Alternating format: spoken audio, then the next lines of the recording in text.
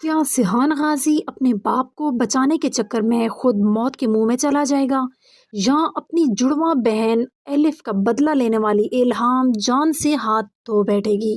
ہمراہی drama ایک خطرناک موڑ پر پہنچ چکا ہے۔ الہام اپنی بہن الف کے قاتل کو بے نقاب کرنے کے لیے سیحان غازی تک پہنچ چکی ہے، جبکہ غازی یوسف اپنی سب سے خطرناک چال بھی چل چکا ہے۔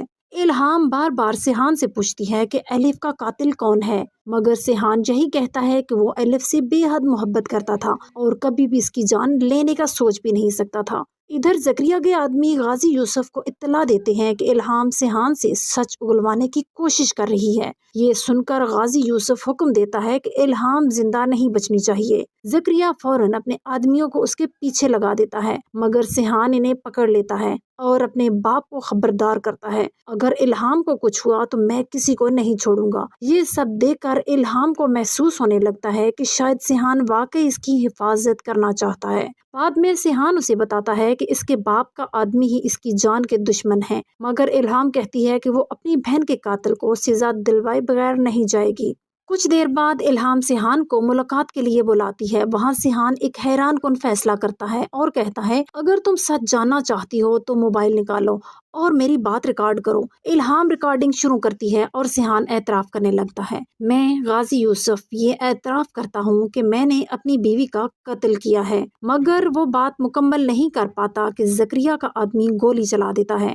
ناظرین، میرے خیال میں سیحان الہام کو بچانے کے لیے اس کے سامنے آ جائے گا اور گولی خود کھا لے گا۔ حالیہ ہارٹ ٹرانسپلانٹ کی وجہ سے اس کی حالت تشویشناک ہو جاتی ہے۔ الہام پہلی بار سمجھتی ہے کہ سیحان نے واقعی اس کی جان بچانے کے لیے اپنی جان خطرے میں ڈالی ہے اور وہ فوراً اسے ہاسپٹل لے جاتی ہے۔ ہاسپٹل میں غازی یوسف سچ اگل دیتا ہے، الف کا قتل سیحان نے نہیں، میں نے کیا تھا، میں اپنے بیٹے کی جان بچانا چاہتا تھا۔ غازی یوسف اپنے تمام جرائم کا اعتراف کر لیتا ہے، وہ الہام سے معافی مانگتا ہے۔ اس کے بعد الہام اسے گرفتار کروا دیتی ہے اور جان جاتی ہے کہ سیحان بے قصور تھا اور الف کی محبت سچی تھی۔ دونوں کے درمیان غلط فہمیاں ختم ہونا شروع ہو جاتی ہیں۔ وقت کے ساتھ ساتھ الہام اور سیحان ایک دوسرے کے قریب آ جاتے ہیں اور ان کی محبت کی نئی کہانی شروع ہو جاتی ہے۔ آخر میں غازی یوسف اپنے جرم کی سزا بھگتنے کے لیے جیل چلا جاتا ہے، جبکہ سیحان اور الہام ایک نئی زندگی کا آغاز کرتے ہیں۔ یوں ہمراہی کی کہانی نفرت اور انتقام سے نکل کر محبت، معافی اور انصاف کے انجام تک پہنچ جاتی ہے۔